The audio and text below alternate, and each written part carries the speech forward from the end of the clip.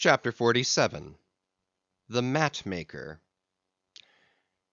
It was a cloudy, sultry afternoon. The seamen were lazily lounging about the decks, or vacantly gazing over into the lead‐colored waters. Queequeg and I were mildly employed weaving what is called a sword mat, for an additional lashing to our boat. So still and subdued, and somehow preluding was all the scene, and such an incantation of reverie lurked in the air, that each silent sailor seemed resolved into his own invisible self. I was the attendant or page of Queequeg while busy at the mat.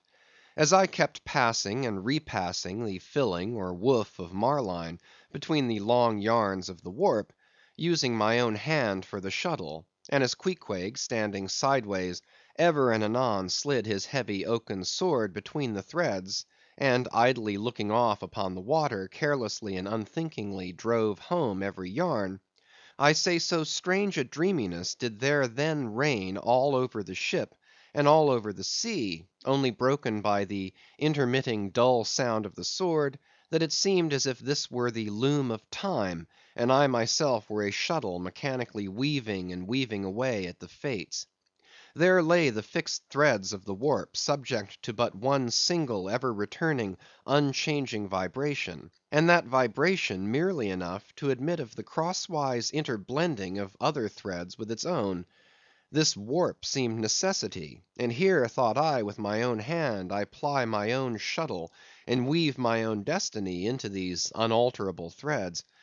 Meantime Queequeg's impulsive, indifferent sword, sometimes hitting the woof slantingly, or crookedly, or strongly, or weakly, as the case might be, and by this difference in the concluding blow producing a corresponding contrast in the final aspect of the completed fabric; this savage's sword, thought I, which thus finally shapes and fashions both warp and woof; this easy, indifferent sword must be chance. Aye, chance, free will, and necessity, nowise incompatible, all interweavingly working together. The straight warp of necessity, not to be swerved from its ultimate course; its every alternating vibration, indeed, only tending to that; free will still free to ply her shuttle between given threads; and chance, though restrained in its play, within the right lines of necessity, and sideways in its motion directed by free will; though thus prescribed to by both, chance by turns rules either, and has the last featuring blow at events. Thus we were weaving and weaving away, when I started at a sound so strange, long drawn, and musically wild and unearthly, that the ball of free will dropped from my hand, and I stood gazing up at the clouds whence that voice had dropped like a wing. High aloft in the cross trees was that mad gay header, Tashtego. His body was reaching eagerly forward, his hand stretched out like a wand, and at brief sudden intervals he continued his cries. To be sure, the same sound was that very moment perhaps being heard all over the seas, from hundreds of whalemen's lookouts perched as high in the air; but from few of those lungs could that accustomed old cry have derived such a marvellous cadence as from Tashtego the Indian's.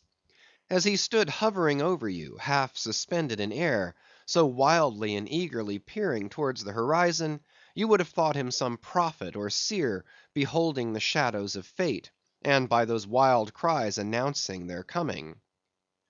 "There she blows! There! There! There! She blows! She blows!" "Where away?" "On the lee beam, about 2 miles off; a school of them." Instantly all was commotion. The sperm whale blows as a clock ticks, with the same undeviating and reliable uniformity; and thereby whalemen distinguish this fish from other tribes of his genus. "There go flukes!" was now the cry from Tashtego, and the whales disappeared. "Quick, Steward!" cried Ahab. "Time! Time!" Dough Boy hurried below, glanced at the watch, and reported the exact minute to Ahab.